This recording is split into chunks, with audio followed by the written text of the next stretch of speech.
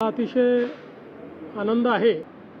6,22,207 शेतकऱ्यांच्या खात्यामध्ये गेला आहे।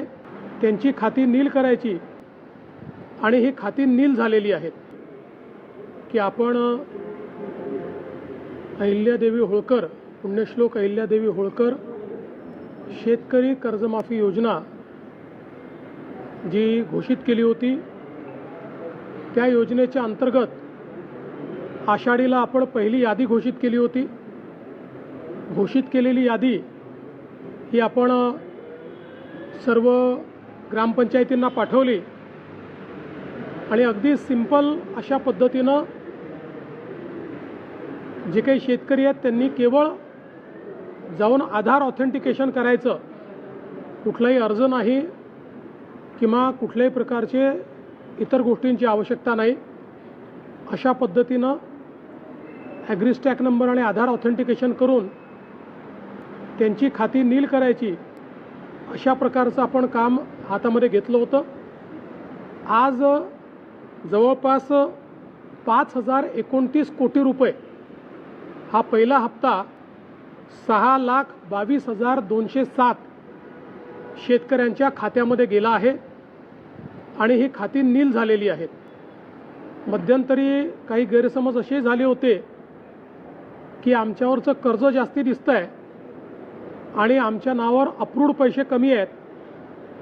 त्याचं कारण जे काही NPAवर लावलेलं व्याज होतं, त्या व्याजामुळे ते जास्त दिसत होतं। बँकांनी ते व्याज रद्द केल्यामुळे आता अकाउंटमधले पैसे आणि शासनाने त्यांच्या अकाउंटला भरलेले पैसे, म्हणजे कर्जाचे पैसे अकाउंटमधले आणि शासनाने भरलेले पैसे हे सारखे असल्यामुळे ही अकाउंट नील झालेली आहेत। आता रोज मोठ्या प्रमाणात ही अकाउंट्स येत आहेत। अशी व्यवस्था केलेली आहे की जसे जसे अकाउंट्स येतील, ऑथेंटिकेट होतील, तसं तसं त्या खात्यांमध्ये पैसे जातील। अजूनही म्हणजे जवळपास हे 18-19 लाख अकाउंट जे आहेत याची प्रोसेस चालली आहे। 12 लाख अकाउंट जे आहेत हे बँकांना परत पाठवलेले आहेत, कारण बँकांनी त्यात चुका केलेल्या आहेत। बँकांनी हे सांगितलं आहे की साधारणपणे आठवड्याभरामध्ये तेही अकाउंट सुधारून आम्ही परत करू। त्यामुळे मला असं वाटतं की आता हे जे काही सगळे अकाउंट्स आहेत हे सगळे क्लिअर होऊन आणि त्याच्यामध्ये पैसे टाकण्याची सुरुवात झालेली आहे। पुढच्या काळामध्ये सगळे जेवढे अकाउंट्स ऑथेंटिकेट होतील त्या सगळ्या अकाउंट्समध्ये पैसे टाकून आपल्या शेतकऱ्यांना कर्जमाफीचा पूर्ण जो काही बेनिफिट आहे हे आपण त्या ठिकाणी देणार आहोत। आता रोज जसे जसे अकाउंट येतील तसे तसे पैसे भरले जातील। सुरुवातीच्या पहिल्या टप्प्याला याकरता वेळ लागला की आपण हे ठरवलं होतं की याद्या ग्रामपंचायतपर्यंत जातील, त्या ठिकाणी याद्यांचं वाचन होईल, लोकांना हे समजलं पाहिजे आणि मग लोकांनी फक्त आपलं आधार ऑथेंटिकेशन करायचं आहे। ते आता खूप जोरात चाललेलं आहे।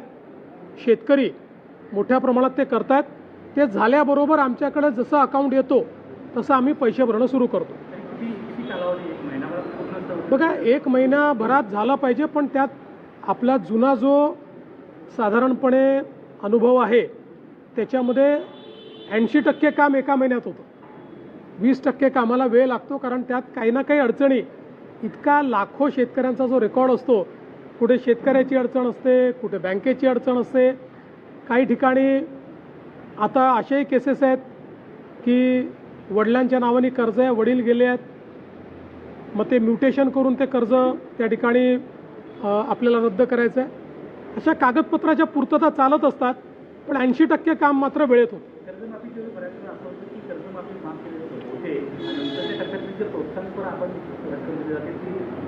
ते आम्ही याच्यामध्ये 2च टप्पे केलेले आहेत। पहिल्या टप्प्यामध्ये आम्ही सगळे कर्जमाफीचे पैसे भरतो आणि दुसऱ्या टप्प्यात आम्ही प्रोत्साहनचे पैसे देणार आहोत।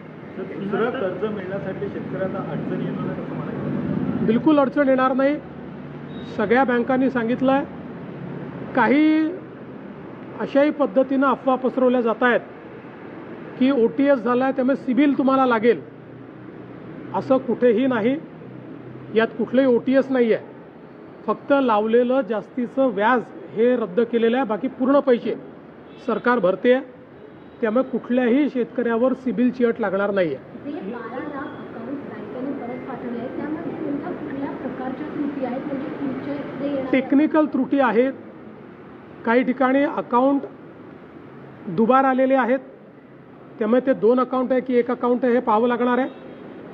काही ठिकाणी नंबरचा मिसमॅच आहे, काही ठिकाणी नावांचा मिसमॅच आहे आणि म्हणून ते सुधारण्याकरता त्या ठिकाणी पाठवले आहेत. कारण ही संपूर्ण डिजिटल पद्धत असल्यामुळे डिजिटल पद्धतीत सगळ्या गोष्टी व्हेरीफाय झाल्याशिवाय पैसे जात नाही. DBTनी पैसे जातात, त्यामुळे सगळ्या गोष्टी व्हेरीफाय कराव्या लागतात. म्हणून या छोट्या छोट्या चुका आहेत त्या बँका ऑथेंटिकेट करून देणार आहेत.